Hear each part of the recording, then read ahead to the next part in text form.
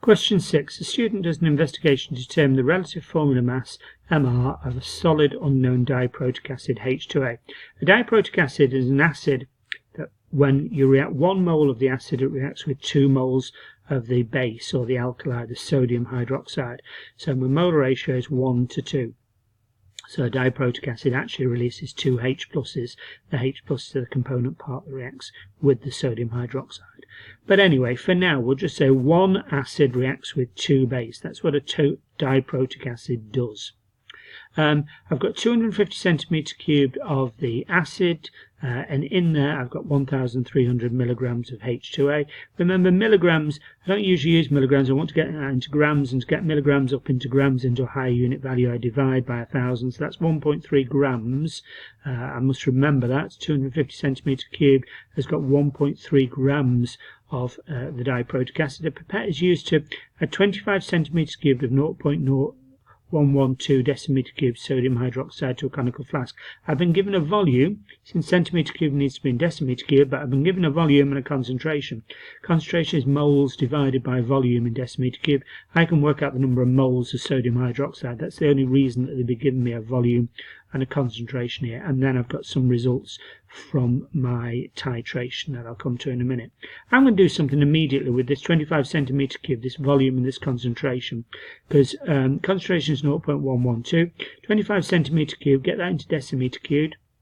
Centimeter cubed up into decimeter cube, you divide by 1,000, 0.025 decimeter cubed, and concentration is moles divided by volume, so 0.112 is moles divided by 0.025, multiply both sides by 0.025. I've got the number of moles of sodium hydroxide, 0.0028. The reason I did that first is because this stands out to me that I've been given a volume and a concentration, so it'll want me to work out moles. The next thing, why I've been given an equation here? Why I've been told it's a diprotic acid. 1 mole of acid reacts with 2 moles of sodium hydroxide or a base. And the simple answer is, it wants me to work out the number of moles of sodium hydroxide, of the acid, by dividing the number of moles of sodium hydroxide by 2. So the number of moles of my diprotic acid, my H2A, is 0.0028, the number of moles of sodium hydroxide divided by 2, 0.0014. Now, I've used all the information in that table that I can. I've now got to come to these. This is my titration. This is the amount of acid that I've added, and I've got to look for 2 concordant results. 2 concordant results are my titration, the amount that I've added, has got to be no more than 0.1 apart. So I'm looking for 2 results that are no more than 0.1 centimeter cubed apart. So I'm looking at titration 1 and titration 5. 26.40 and 26.50. Yes, those are no more than 0.1 apart. Titration 2 is quite a bit out, and the rough one's way out. So I'm going to ignore the rough one and ignore titration 2. I just use the results of the 2 titrations that are concordant, no more than 0.1 apart. So if I take these 2 results, 26.40, add 26.50 and I divide by 2, I'll get the average amount. So I've now got the average. 26.45 centimeter cubed is the average amount of acid that I've needed to add to this amount of sodium hydroxide.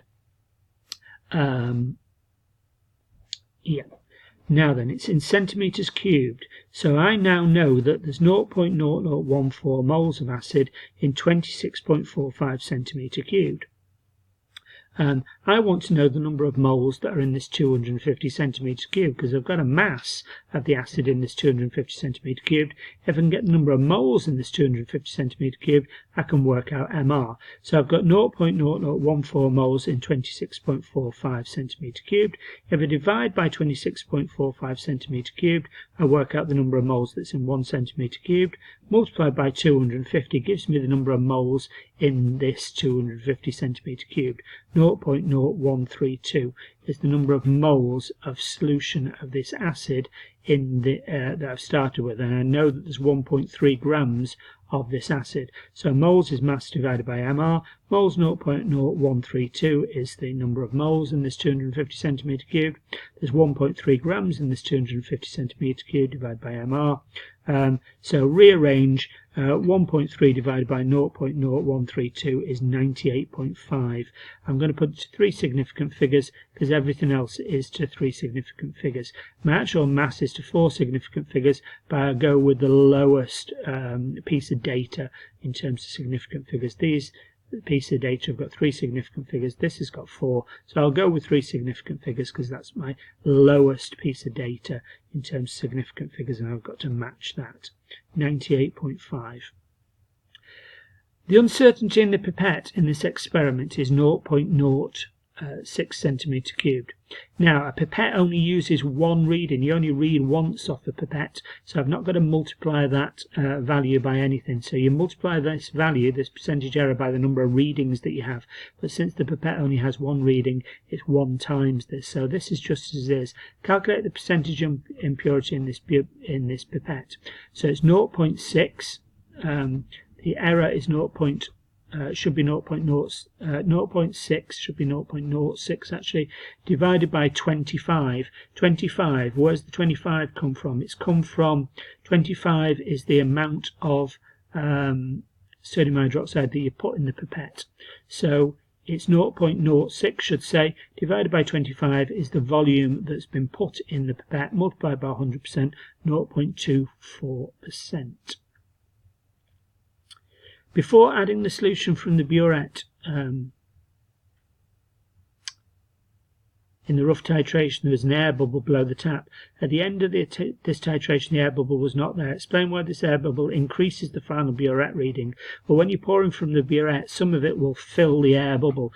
So some of the solution replaces the air bubble before it actually comes out of the burette. So that's why the reading is higher than it should be, because some of the actual acid has actually filled the bubble where the burette is before any has actually started to come out of the burette. So the solution, the acid, firstly replaces the air bubble before it's dispensed from the burette.